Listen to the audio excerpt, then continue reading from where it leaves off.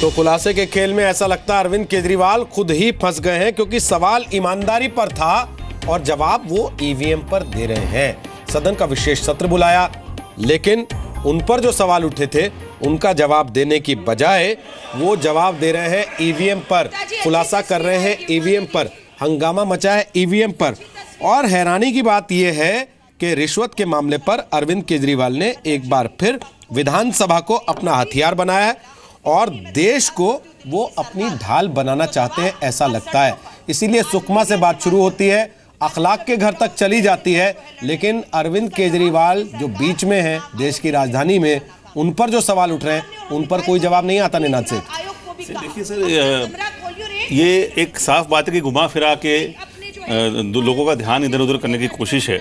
पर दिल्ली की महाभारत जो आपने कहा, उसमें एक अनैतिकता का चक्रव्यूह में फंसते जा रहे हैं और इस चक्रव्यूह को अगर उन्हें तोड़ना है तो उन्हें आगे आके बोलना पड़ेगा। वरना मुझे तो ऐसा लगता है सर कि ये जो गृह युद्ध चल रहा है आम आदमी पार्टी में, उसमें आम आदमी पार्टी को बचाने के लिए सिर्फ दो ही विकल्प हैं अरविंद केजरीवाल के पास।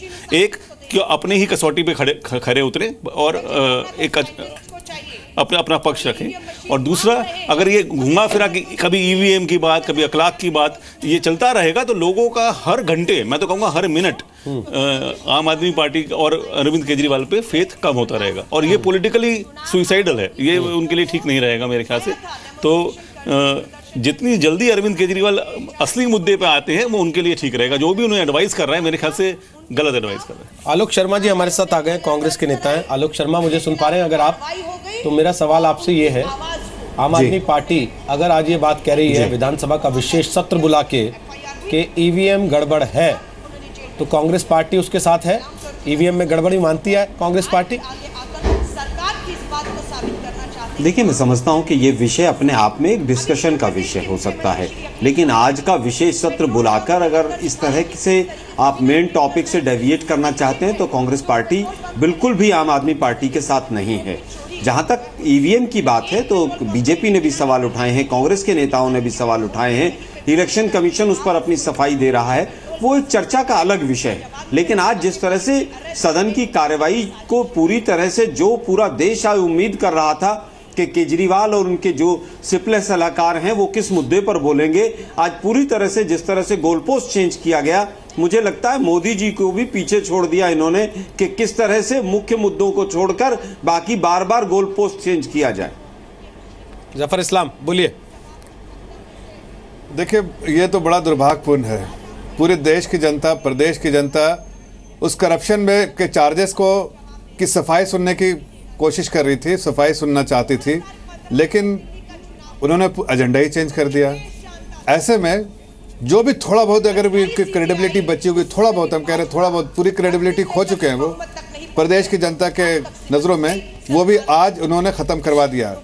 अब मुझे लगता है कि सिर्फ एक मात्र विकल्प है उनके पास कि वो रिज़ाइन करें और वो फिर से इलेक्शन के लिए जाए, ताकि प्रदेश की जनता का एक सपोर्ट जो उनको था वो ख़त्म हो चुका और प्रदेश की जनता को फिर से अगर उनका दिल जीत सकते हैं तो दिल जीत के वापस आए। लेकिन आज से जो भी नैतिकता की बात वो करते थे, वो सारी नैतिकता की बात उन्होंने ताक पर रख दी और वही किया जो सत्ता की लालच जो थी, सत्ता की लालच में आज फिर देखिए ये सदन में इस डिस्कशन का आज कोई मौजू है, ईवीएम पे डिस्कशन कर रहे हैं। ईवीएम पे तो हर दिन से चर्चा चल रही है, आज इसके लिए स्पेशल सदन बुलाने की क्या जरूरत थी? पूरी देश की जनता देख रही, पूरी दिल्ली की जनता आंख लगाए बैठी कि वो क्या सफाई देंगे, और ऐसे में वो ईवीएम पे डिस्कशन करना चाहते हैं, तो जो उनकी क्रेडिबिलिटी खत्म हो चुकी है, उनको रिजाइन देना चाहिए बस।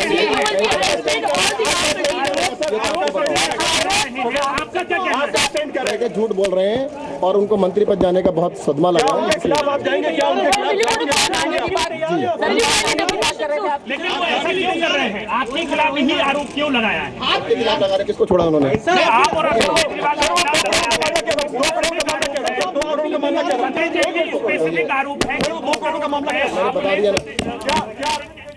सत्येंद्र जैन ये कह रहे हैं कि कपिल मिश्रा को मंत्री पद जाने का सदमा लगा है, इसलिए वो इस तरीके के अनर्गल आरोप लगा रहे हैं।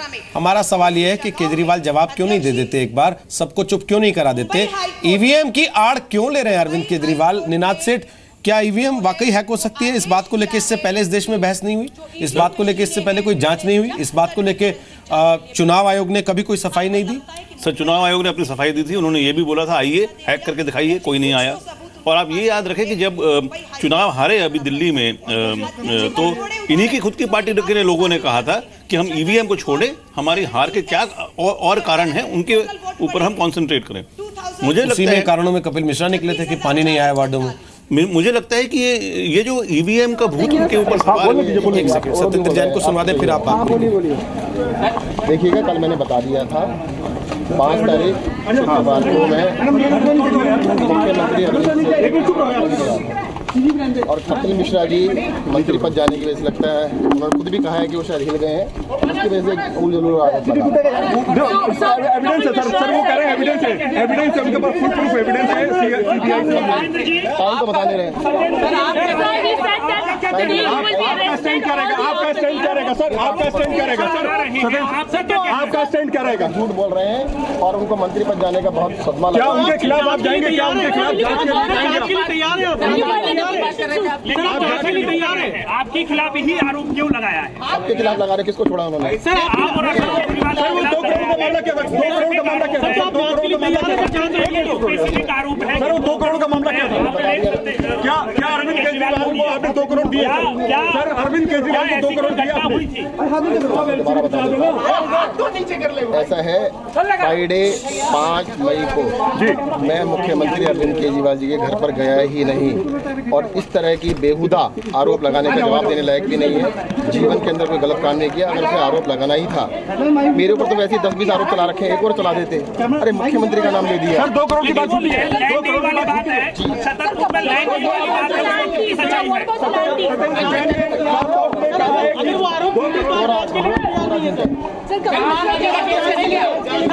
सीबीआई जांच के लिए तैयार है आप? सीबीआई जांच के लिए तैयार है? तो ये देख सकते हैं आप। जी, तो सुनो आपने सत्येंद्र जैन को, वो लगातार आरोपों को नकार रहे हैं। वो कह रहे हैं कि उस रोज मैं गया ही नहीं था। लेकिन हमारा सवाल ये कि अरविंद केजरीवाल ये बात क्यों नहीं कहते? अरविंद केजरीवाल बाहर आकर क्यों नहीं बोलते कि उस रोज ना कपिल मिश्रा मेरे घर आए, ना ही सत्येंद्र जैन मेरे घर आए? अरविंद केजरीवाल क्यों नहीं उस रोज की, जिस रोज का जिक्र कपिल मिश्रा कर रहे हैं, अपने घर की, सरकारी सीएम आवास की सीसीटीवी फुटेज सार्वजनिक कर देते, ये बताने के लिए कि कपिल मिश्रा झूठ बोल रहे हैं, कपिल मिश्रा के आरोपों में कोई दम नहीं है क्योंकि वो उस रात वहां नहीं थे। ये सारी चीजें जो अरविंद केजरीवाल की तरफ से आनी चाहिए वो नहीं आई, इसीलिए लगातार सवाल उठ रहे थे और लोगों को लग रहा था सदन के विशेष सत्र में केजरीवाल जवाब देंगे, लेकिन वो ईवीएम की आड़ लेकर बैठ गए। सत्येंद्र जैन से लगातार मीडिया सवाल पूछ रही है, आप देख सकते हैं सत्येंद्र जैन ये कह रहे हैं कि कपिल मिश्रा झूठ बोल रहे हैं। अगर कपिल मिश्रा झूठ बोल रहे हैं निनाद सेठ, तो आम आदमी पार्टी ईवीएम की आड़ क्यों ले रही है? सर, मैं आप ब्रेक से पहले अभी हम जब डिस्कशन कर रहे थे, अगर आप देखें तो ये एक पार्टी जो है आम आदमी पार्टी, उनके पास एक विकल्प था कि अगर ईवीएम खराब हैं तो जितनी भी वो सीटें जीते हैं उन्हें रिजाइन करें और प्रोटेस्ट करें कि हम इस रिजल्ट को मानते ही नहीं हैं। पर उन्होंने कहा कि जहां हम जीते हैं वो ठीक है, बाकी वहां ईवीएम खराब है। तो ये ईवीएम का मुद्दा एक इस वक्त उठाना मेरे को तो अब्सर्ड लगता है। मुझे लगता है कि ये एक और घुमा फिरा के सच से दूर जाने की चेष्टा कर रहे हैं। इस वक्त सिर्फ एक विकल्प है, आप बाहर आइए, प्रश्नों का जवाब दीजिए और लोगों को ये बताइए कि मैंने कुछ गलत नहीं किया। ये ना करना, बार बार मैं कह रहा हूं कि उनके लिए बहुत महंगा पड़ेगा, चुप्पी बहुत महंगी पड़ेगी इस पार्टी के लिए।